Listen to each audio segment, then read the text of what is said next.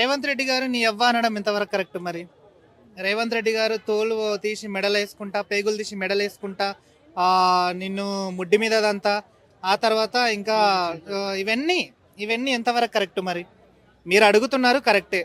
కానీ ఒక గౌరవమైన హోదాలో ఉండి ఒక ముఖ్యమంత్రిగా వ్యవహరిస్తున్న ఈ రోజు తెలంగాణ రాష్ట్ర ముఖ్యమంత్రి గౌరవ రేవంత్ రెడ్డి గారి పట్ల చాలా అంటే చాలా ప్రజలు కూడా చాలా అంటే చాలా ఉంటున్నారు. ఎందుకంటే రేవంత్ రెడ్డి గారి భాష విధానం ఎవ్వరికీ సరి అయినది కాదు.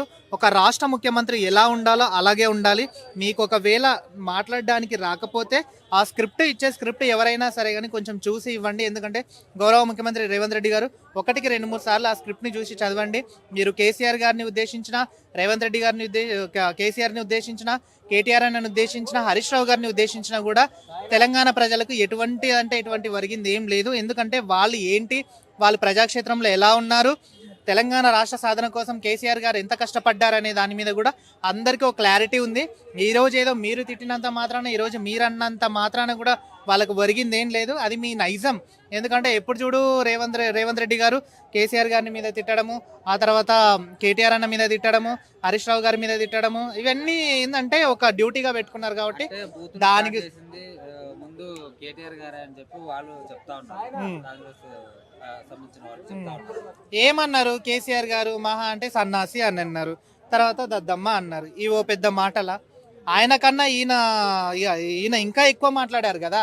ఆయన కంటే ఇంకా ఈయన ఎక్కువ అంటే ఒక గౌరవమైన ముఖ్యమంత్రి స్టేజ్ మీద ఉండి లాగులో తొండలు ఇడుస్తా, ఆ తర్వాత పేగులు తీసి మెడలు వేసుకుంటా, ముడ్డి మీదదంతా, మూసీలో పండ పెడతా, మూసీలో నరికి సంపుతా, ఇవన్నీ ఎంతవరకు కరెక్టో మీరు కూడా ఆలోచించాలి.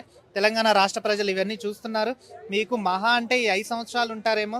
ఈ 5 సంవత్సరాల వ్యవధి కూడా మీది ఆల్మోస్ట్ దగ్గరికి కావస్తుంది. ఇచ్చిన 6 గ్యారంటీల మీద మాట్లాడండి. ఇచ్చిన 6 గ్యారంటీల విషయంలో కూడా మీరు ప్రతినిత్యము కావలిస్తే, ఇంకా మీకు రేపన్నాడు కేసీఆర్ కనుక అసెంబ్లీకి వస్తే మీరు ఇంకా ఎలా చేద్దాం ఏంది అనే దాని మీద కూడా ఆయనతో చర్చించండి. ఎందుకంటే సుదీర్ఘంగా 10 సంవత్సరాలు తెలంగాణ రాష్ట్రాన్ని పరిపాలించిన గౌరవనీయులు మాజీ ముఖ్యమంత్రి అయినటువంటి కల్వకుంట్ల చంద్రశేఖరరావు గారితో మీరు మాట్లాడడం తప్పులేదు. ఆయన విషయంలో కూడా కొన్ని సలహాలు తీసుకోండి. దాని ప్రకారమే మీరు ముందుకెళ్తారని ఆశిస్తున్నాను. ఫ్యూచర్ లేకుండా పోతే బాగుంటుందని నేను అనుకుంటున్నాను. ఎందుకంటే ఫ్యూచర్ సిటీ అనేది తర్వాత సంగతి. ఫ్యూచర్ సిటీ అయ్యేది అవుతుంది. ఎందుకంటే తెలంగాణ రాష్ట్రంలో హైదరాబాద్ని నెంబర్ 1 స్థాయిలో పెట్టింది గౌరవ మాజీ ముఖ్యమంత్రి కేసీఆర్ గారు. అంతకు మించిన సిటీ ఇంకేది లేదు. ఒకవేళ ఇందులో చేసినా కూడా కుంభకోణం తప్ప దీంట్లో ఏది ఉండదు.